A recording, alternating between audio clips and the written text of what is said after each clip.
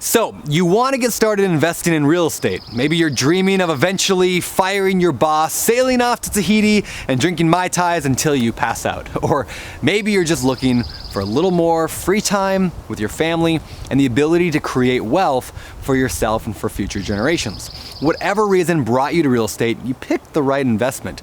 My name is Brandon Turner, host of the #1 real estate podcast on the planet, the BiggerPockets Podcast, and I have spent the last decade flipping houses and buying rental properties. And in this video, I want to address one of the most common questions that I receive from new investors.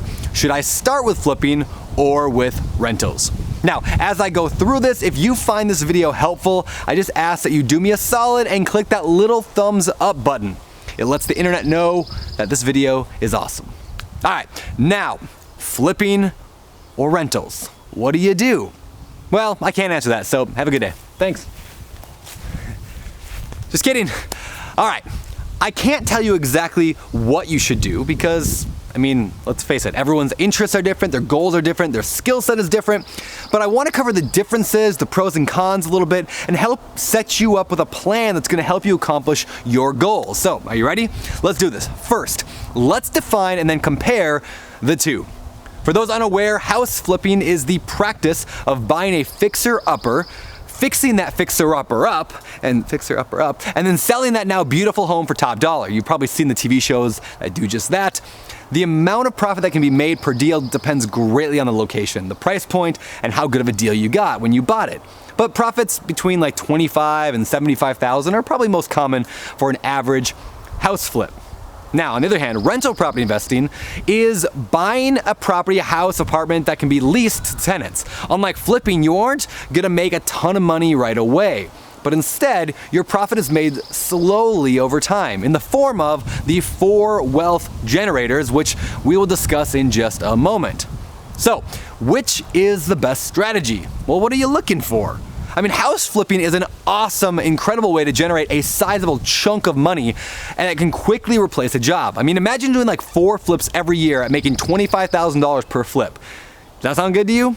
House flipping is also a ton of fun. I love taking nasty, rundown properties and getting them the old Turner touch, which is a phrase I just made up right now. That pretty much means whatever my wife thinks looks the best. Finally, house flipping can be systematized the more you do it, allowing you to work fewer hours while making more and more income. It's a business. You can hire a project manager to oversee it, and you've got yourself a nice little business generating incredible profits. Now, rental property investing, on the other hand, is awesome for long-term wealth building and passive income through those 4 wealth generators of real estate. Let me cover those. First, there's cash flow, extra money that you earn every month in profit, right? Basically, all your income minus the expenses. And then there's appreciation, which is the value of property climbing over time. So you might buy it for $200,000, but it might be worth $500,000 in 20 years. Awesome, right? Now imagine doing that 10 times and see how much wealth can be built that way. Then you also can make money by paying down the loan over time. And fourth, there's some really powerful tax saving strategies for rental owners that can make your dollar worth a lot more than a dollar. Now, rental property investing is also awesome because you can fairly accurately estimate your financial future, like your freedom. Even in a market crash, people still need a place to rent. So, I never had a problem renting places, even during the last recession. I could always find tenants.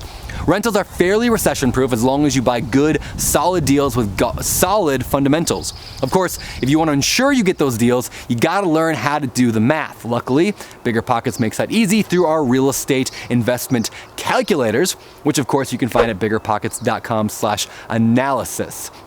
Okay, so I'm sure both of those sound great, but it's not always rainbows and kittens. So let's talk about the downsides to each. First, house flipping.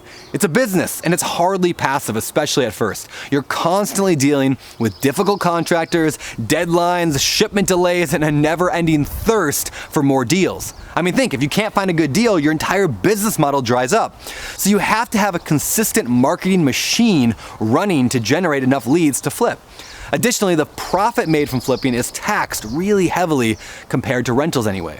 And lastly, to be good at flipping, you need to be good at running a business. You can't just buy a nasty house and hope it's going to turn out well. All right, and very lastly on flipping, it can turn bad really fast in a market crash. Like that house you wanted to sell for $350,000 might suddenly only be worth $275,000, and you're left holding onto a property that you can't sell for what you even have into it. But as I say, no risk it, no biscuit. Now, rentals, they aren't perfect either. If you manage the property yourself, you got to deal with tenants who aren't always the most fun to deal with.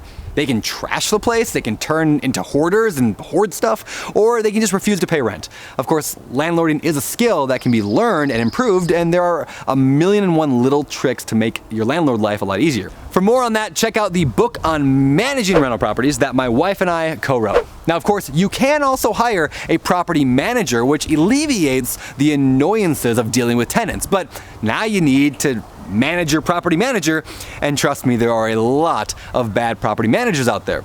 Plus, over time, houses do break down. Things need to be replaced. So even with a good tenant, you're gonna have expenses. That's why it's so important to analyze deals correctly, setting aside money for those future repairs. All right, back to house flipping versus rental investing. What's the best? Well, you tell me. I want you to comment below this video and let me know what you plan to pursue first. And of course, keep in mind, you can definitely do both. In fact, one of my favorite strategies is a combination of the two, something I call Burr Investing.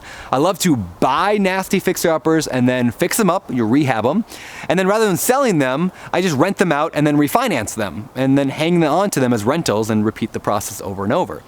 Other people flip houses in the beginning to escape their horrible job and eventually start adding rentals to their portfolio. Others can't even imagine flipping a house with the stress and annoyance of dealing with a rehab. There is no right or wrong choice, but there may be a best choice for you, and I hope this video has made it just a bit more clear. Now, as always, if you like this video, be sure to give that little thumbs up button that tells the internet that you liked it, and also subscribe to our channel here for the best real estate investing content online. For BiggerPockets.com, my name is Brandon Turner, signing off.